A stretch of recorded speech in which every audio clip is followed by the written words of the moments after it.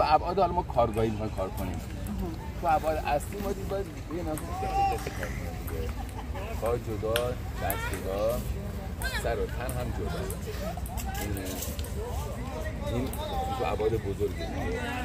حالا خب تو ابعاد کوچیک داره ما رو می‌تونیم. این بوس اینجا دقیقاً حالا سری فیلم و عکس من از در واقع آموزش رقص اونجا دارم. این فیگور رقصه که حتی پایه و ریشش هندیه ولی خب آره همون رقصی که مهسا میرفت دیگه با آبتین. آره این متا خب مالزی هم چیزه اون رقص مذهبیشون آیینیه. آره اصلا رقص اسلامیشونه. خب اسلامیه؟ بله اسلامیه.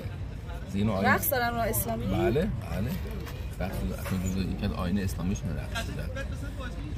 بعد این در واقع حالت استی که به بدن میدن اتفاقا خیلی هم کار سخت هست. یعنی استه خودش راحته، ترکیب پا و انگشتای دست با اون استه خود سخت هستش.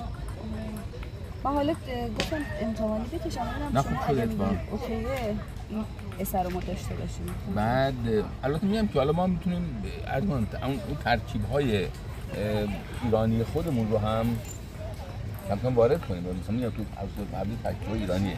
حالا هر چقدر بدن در واقع چی میگن دفرمه حساب شده یا دفرمه. آره چون کاراکتر خانم بود من خیلی دفرمه شدم. حالا یه دفرمه رو فوراً کشیده بودم.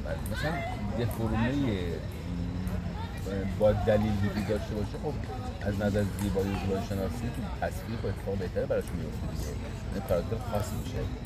ما نمیخوایم در واقع کپی کنیم کاراکتر رو، میخوایم در واقع خلق کنیم کاراکتر رو دیگه با اون ویژگی‌های تجسمی که داره.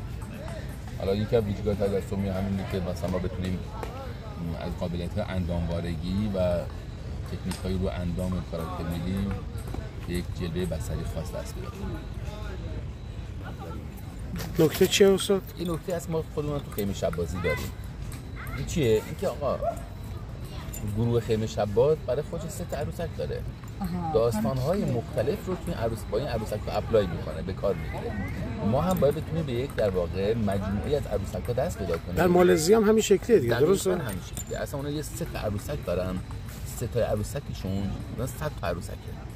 این عروسک‌ها دسته‌بندی دارن. برخی عروسک‌ها اشیا هستن،